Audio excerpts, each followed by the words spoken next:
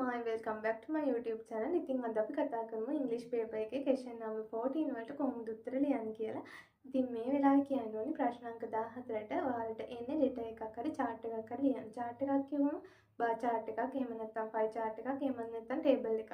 ඉතින් මම මේ වෙලාවේ කියන්නම් letter එකක් ලියන්න අමාරු ඔයාලා කොහොමද bar chart එකක්, එහෙම නැත්නම් pie chart එකක් හරියට ලියන්නේ කියලා. ඉතින් bar chart එකක් හරි pie chart එකක් හරි ලියද්දී සාමාන්‍යයෙන් ඔයාලට කියන්නේ වචන 100ක් ඉන්ක්ලූඩ් වෙන පරිදි ලියන්න කියලා. එතකොට ඒක හරියම ලේසියි. ඔයාලට තියෙන පැරග්‍රාෆ් 3ක් යටතේ ලියන්න. ඉන්ට්‍රෝ එක, බොඩි එක, කන්ක්ලූෂන් එක යටතේ මෙන්න මේ විදිහට පැරග්‍රාෆ් 3ක් යටතේ ඔයාලට මේක ලියන්න පුළුවන්. ඉතින් මම කියලා දෙන්නම් කොහොමද මේක ලියන්නේ කියලා. ඉතින් මම ඔයාලට මේක පැහැදිලි කිරීම සඳහා 2020 O level past paper ප්‍රශ්නය අරගෙන තියෙනවා. ඉතින් අපි බලමු කොහොමද මේක කරන්නේ කියලා. මම මුලින්ම කියන්නම් සාමාන්‍යයෙන් බාර් ග්‍රාෆ් එකක් හරි පයි chart එකක් හරි දුන්නට පස්සේ ඔයාලට බය වෙන දෙයක් නැහැ. දෙකම ලියන්නේ එකම විදියට. මොකක් ආවත් ලියන්නේ එකම විදියට. මුලින්ම කරන්න ඕනේ ඉන්ට්‍රෝ එක ලියන්නේ. ඒ කියන්නේ ඉන්ට්‍රෝ එක, බොඩි එක, කන්ක්ලූෂන් එක. ඔය පයි chart ආවත් බාර් chart ආවත් දෙකේම ලියන්න ඕනේ ඔන්න ඔය ටික. ඔයාලා හරියටම ලකුණු ගන්න නම් මුළු ලකුණ ගන්න නම් ඔයාලගේ ග්‍රැමර් නිවැරදි වෙන්න ඕන. ග්‍රැමර් කියන්නේ දෙන කීවර්ඩ්ස් ටික යොදාගෙන ඔයාලා ලියන සෙන්ටෙන්සස් හරියට ලියන්න ඕනේ. කීවර්ඩ්ස් කියන්නේ දැන් 2020 මෙන්න මේ ප්‍රශ්නේ කරන්නේ මෙන්න මේ කීවර්ඩ්ස් ටික දීලා තියෙනවා. මෙන්න මේ කීවර්ඩ්ස් ටික යොදාගෙන තමයි අපි මේ බාර් chart එක විස්තර කරන්න ඕන. ඉතින් අන්නේ විදිහට කීවර්ඩ්ස් ටිකක් දෙනවා. කීවර්ඩ්ස් ටික හරියට යොදාගෙන සෙන්ටෙන්සස් හදන්න ඕනි. මේ ග්‍රැමර් වලට හම් වෙන මුළු ලකුණු තුන ගන්නවා.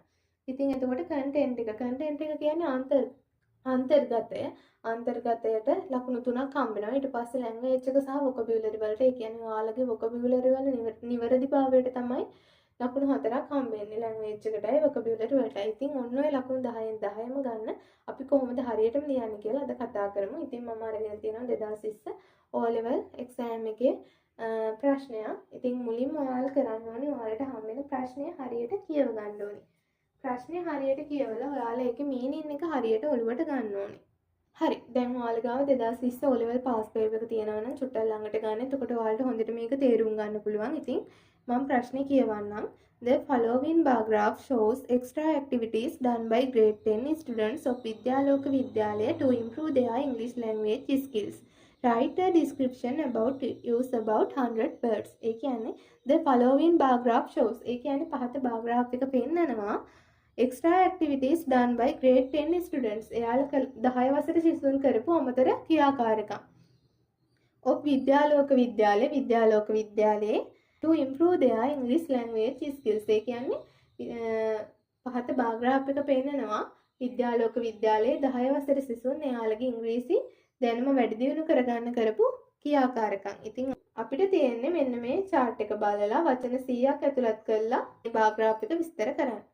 හරි. ඊට පස්සේ තියෙනවා the following words will help you. ඒ කියන්නේ මෙන්න මේ keywords ටිකක් දීලා තියෙනවා. මෙන්න මේ වචන ඔයාලට උදව් වෙයි කියලා. ඒ කියන්නේ ඔයාලා මෙන්න මේ keywords ටික යොදාගෙන තමයි මෙන්න මේ bar graph එක විස්තර කරන්න ඕනේ. ඉතින් ඔයාලට මේ වගේ keywords හැමදාම past papers කරලා තියෙනවා පේනවා. සාමාන්‍ය අවුරුද්දෙන් අවුරුද්දට වෙනස් විදිහේ keywords ටිකක් දෙනවා.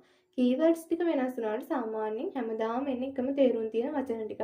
දැන් මෙතන ගත්තොත් most, equal, least, more popular, less than, less popular ඔන්න ඔය වචන ටිකනේ දීලා තියෙන්නේ. හරි. දැන් මම කියන්නම් ඔයාලට එන්න පුළුවන් තව keywords ටිකක්. ඒ කියන්නේ සාමාන්‍යයෙන් verb එකක adjective එක, comparative එක, superlative එක තමයි මේ keywords විදියට ගොඩාක් අවස්ථාවල දෙන්නේ. දැන් අපි හිතමුකෝ අපි low කියලා ගත්තා. lower, lowest. low කියන්නේ අඩු, lower කියන්නේ අඩුම, lowest කියන්නේ ඊටත් වඩා අඩුම. එතකොට මේ adjective එක, comparative එක, superlative එක ඔන්න ඔය විදිහට low, lower, lowest ඔන්න ඔය වගේ keywords දෙන්න පුළුවන්. ඊට අමතරව high, higher,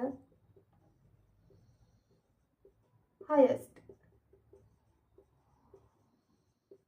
high, higher, highest, adjective, comparative, superlative ඔන්න ඔය විදිහට high කියන්නේ වැඩි, higher කියන්නේ වැඩිම, highest කියන්නේ ඊටත් වඩා වැඩිම. ඔන්න ඔය විදිහට ඔයාලට වචනවල තියෙන adjective, comparative, superlative වගේ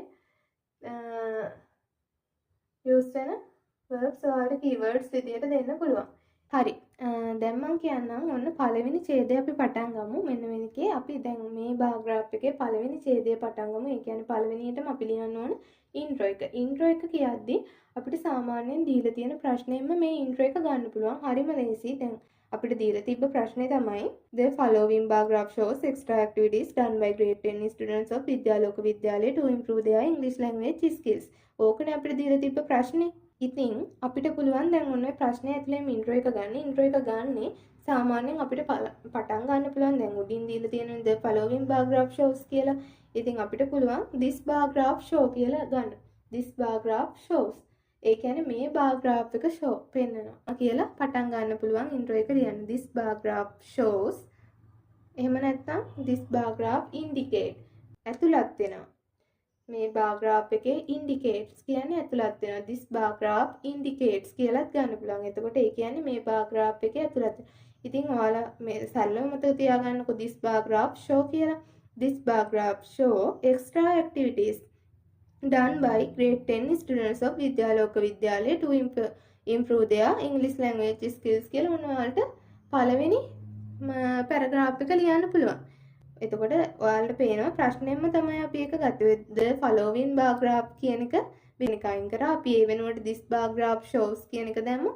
this bar graph show extra activities done by ඒ විදිහට ප්‍රශ්නෙම අනිත් පැත්තට අර මුල් වචන විතරක් වෙනස් කරලා ලියුවා. ඉතින් ඔන්න ඔය විදිහට ඔයාගේ ඉන්ට්‍රෝ එක කම්ප්ලීට් වෙනවා. දැන් ඔයාලා ෆයි chart එකක් ගත්තත් ඔයාලට ඒකෙදිත් ලියන්න තියෙන ඔයාලට ප්‍රශ්නේ දෙනවනේ. මේ ප්‍රශ්නෙටම කියන්නේ this pie chart shows කියලා මෙන්න මේවා දීලා තියෙන කියලා ඔයාලට ඒකෙත් ඉන්ට්‍රෝ එක ලේසියෙන්ම ලියන්න පුළුවන්. හරි. දැන් අපි යමු ප්‍රශ්නෙට. graph එකක් ගත්තොත් ඇක්සිස් දෙකක් තියෙනවා. ඇක්සිස් දෙකට කියන්නේ horizontal axis සහ vertical axis කියලා. ඒ කියන්නේ මේ සිරස් අතර තියෙන vertical axis එක. සිරස් අතර තියෙන හිටගෙන ඉන්නේ vertical axis එක. මේ වගේ vocabulary හරියටම ලියන්න ඕනේ. එහෙම නැති වුණොත් ඔයාලගේ ලකුණු අඩු වෙන්න පුළුවන්. ඉතින් හරියට වචන මතක තියාගන්න vertical axis, horizontal axis. horizontal axis මේ පැත්තට තියෙන horizontal axis, මේ පැත්තට vertical axis. හිටගෙන ඉන්නේ vertical axis එක, දිග ඇවිල්ලා ඉන්නේ horizontal axis එක. ඉතින් ඔයාලට පුළුවන් ඊළඟට ඔයාලගේ ඔන්න ඔය දෙක හඳුන්වා දෙන්න. ඔයාලට පුළුවන් ඒක පටන් ගන්න. The vertical axis shows. The vertical axis shows. එහෙම නැත්නම් the vertical axis represent. The vertical axis represent. represent කියන්නේ නියෝජනය කරනවා. සාමාන්‍යයෙන් ඔයාලට හැම තැනටම එකම විදිහට පටන් ගන්න නැතුව represent වගේ වචනයක් දාන්න. එතකොටත් ඔයාලට language යටතේ ලකුණක් ගන්න පුළුවන්. ඉතින් මම කියන්නම් ඒක. The vertical axis represents the number of students. මේ තියෙන vertical axis එක ඒකෙන් පෙන්නන්නේ නියෝජනය කරන්නේ number of students. ඊට පස්සේ horizontal axis එකෙන් represent කරන්නේ activities නේ යාල කරපු.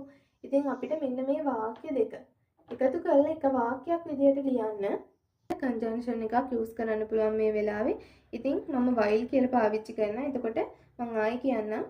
මුල ඉඳන් the vertical axis shows එහෙම නැත්නම් the vertical axis represents the number of students while the horizontal axis represents the activities done by them. ඉතින් ඔන්න ඔය විදිහට මෙන්න මේ sentences දෙක connect කරලා ලියන්න පුළුවන්. ඔයාලට මේක connect කරලා ලියන්න තේරෙන්නේ නැත්නම් වෙන වෙනම ලියන්න. The vertical axis represents number of students and the horizontal axis represents the activities done by them කියලා වෙන වෙනම ලියන්න. ඒත් ඔයාලට ලකුණු හම්බ වෙනවා. හරි. දැන් ඊළඟ පැරග්‍රාෆ් එක තමයි body එක. එහෙම නැත්නම් detail analysis එක. ඒ කියන්නේ මෙන්න මේ දේවල් දීලා තියෙන keywords භාවිතා කරලා විස්තර කරලා ලියන්න තමයි තියෙන්නේ. අපි පටන් ගමු. අපි ගමුකෝ most සහ least කියන වචන දෙක. එතකොට most කියන්නේ වඩාත්ම, least කියන්නේ අඩුම. දැන් අපි මෙතන බැලුවොත් most වඩාත්ම, least මෙන්න මේ දෙක තමයි තියෙන්නේ. ස්ටුඩන්ට්ස්ලා 40ක් watching films. ඊට පස්සේ මේකින් diary entries කියලා තියෙනවා ස්ටුඩන්ට්ස්ලා 10ක්. ඒ කියන්නේ ඔය එදිනදා වෙන දේවල් diary එකක සටහන් කරන අය සහ watching films බලන ළමයි තමයි මේ දෙකේ represent වෙන්නේ. ඉතින් අපි ලියමු ඒක. most සහ least කියන වචන දෙක යොදාගෙන මෙන්න මේ දෙක describe කරන්න පුළුවන් මෙන්න මේ විදිහට. අපිට එතෙන්දිත් වාක්‍ය පටන් ගන්න පුළුවන් into the given bar graph කියලා. දීලා තියෙන bar graph එකට අනුව කියන එක තමයි ඒකේ තේරුම. ඉතින් අන්නේ විදිහට අපිට ලියන්න පුළුවන් according to the given bar graph most of the students are watching films. most of the students are watching films. whereas ඔන්න ආයෙ conjunction එකක් පාවිච්චි කරලා මම මෙන්න මේ most least කියන sentences දෙක connect කරන්න conjunction එකක් පාවිච්චි කරනවා. මම මුලින්ම කියන්නම් according to the given bar graph Most of the students are watching films, whereas the least number of the students are making diary entries to improve their English language skills. මේ විදිහට most least කියන වචන දෙක පාවිච්චි කරලා අපිට වාක්‍ය දෙකක් ලියවන්න ඕන. ඊළඟට අපි ගමු equal කියන වචනේ. equal කියන්නේ සමානයි. සමානයි කියන්නේ බලන්න දැන් මෙතනින් සමාන වෙලා තියෙන reading books සහ singing songs. ළමයි 30ක් මෙන්න මේ activities දෙක කරනවා යාළුවගේ English skill එක වැඩි දියුණු කරගන්න. ඉතින් අපිට ඕනෝක කියන්න පුළුවන් the equal number of students are reading storybooks and singing songs to improve their English language skills කියලා. ඉතින් අන්න ඒ විදිහට equal කියන වචනේ sentence එකක් ලියන්න පුළුවන්. හරි. අපි දැන් more popular කියන keyword එක යොදාගෙන ලියන්න බලමු.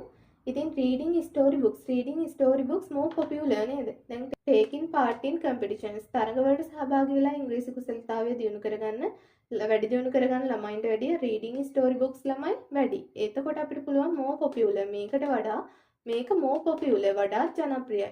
වඩාත් වැඩි කියලා ලියන්න. ඉතින් අපි බලමු කොහොමද ඒක ලියන්නේ කියලා. taking part in competitions වලට වැඩිය reading storybooks කරන ළමයි වැඩි කියලා තමයි more popular කියන වචනය යොදාගෙන අපි ලියන්න ඕනේ. අන්න ඒ වෙලාවේදී අපිට පුළුවන් මේ වාක්‍ය දෙක කනෙක්ට් කරන්න than කියන එක යොදා ගන්න. than reading storybooks is more popular than taking part in competitions.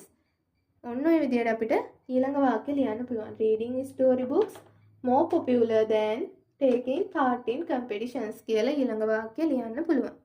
ඉතින් ඒ විදිහටම less popular කියන එක දැන් more popular වඩාත්නේ. වඩාත් වැඩි. less popular කියන්නේ වඩා අඩුනේ. එතකොට දැන් මේක ගන්නකො singing songs කියන එක ගත්තොත් ළමයි 30යි singing songs. එතකොට මෙතන making diary entries ඉන්නේ ළමයි 10යි. එතකොට මේකට වඩා මේක අඩුයි. මේකට වඩා මේක less popular. එතකොට අපිට ඒක ලියන්න පුළුවන් making diary entries is less popular than singing songs. making diary entries is less popular than singing songs කියලා. ඉතින් ඔන්න ඔය විදිහට තමයි bar graph එකේ දීලා තියෙන keywords යොදාගෙන bar graph එක විස්තර කරන්නේ. ඉතින් ඔයාලට පුළුවන් දීලා තියෙන වචන ටික ඔක්කොම පාවිච්චි කරලා keywords ඔක්කොම පාවිච්චි කරලා මම කිව්වා වගේ වාක්‍ය ලියන්න. ඉතින් ඊට පස්සේ ඔයාලගේ body එක එහෙම නැත්නම් description එක ඉවරයි. ඊට පස්සේ අවසානයේ අපිට ඊළඟ paragraph එක පටන් ගන්න පුළුවන්. conclusion එකේ කියන අවසාන paragraph එකේ අවසාන conclusion එක පටන් ගන්න according to the given bar graph. දීලා තියෙන bar graph එකට අනුව. එහෙමත් නැත්නම් according to the above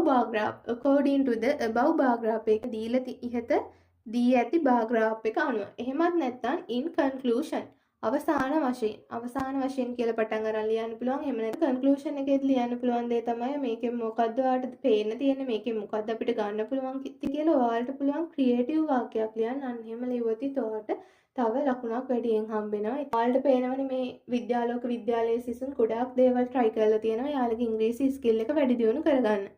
ඉතින් අන්න ඒක අපිට conclusion එකේ කියන්න පුළුවන්. In conclusion we can see අවසාන වශයෙන් අපිට දකින්න පුළුවන් in conclusion we can see that grade 10 students of Vidyalaya are try various ways to improve their English language skills. various way ඒ කියන්නේ ගොඩාක් විදිහට try කරලා තියෙනවා යාළුවගේ ඉංග්‍රීසි skill එක වැඩි දියුණු කරගන්න කියලා අපිට conclusion එකේ අවසාන වශයෙන් කියන්න පුළුවන්. මම ආයෙ කියන්නම්. in conclusion we can see that the grade 10 students of Vidyalaya try various ways to improve their English language skills. ඉතින් ඔන්න ඔය විදිහට conclusion එකක් ලියන්න පුළුවන්.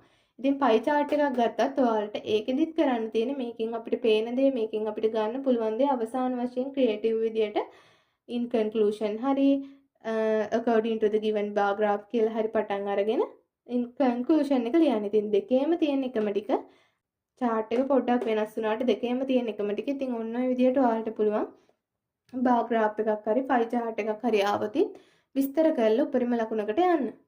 ඔන්න විදිහට තමයි ඉංග්‍රීසි වල බාර් chart එක pie chart එක උපරිම ලකුණක් ගන්න කොහොමද කරන්නේ කියලා කියන්නේ. ඉතින් උපරිම ලකුණක් ගන්න කරන්නේ. එහෙනම් ඔයාලා හැමෝටම all the best. bye bye.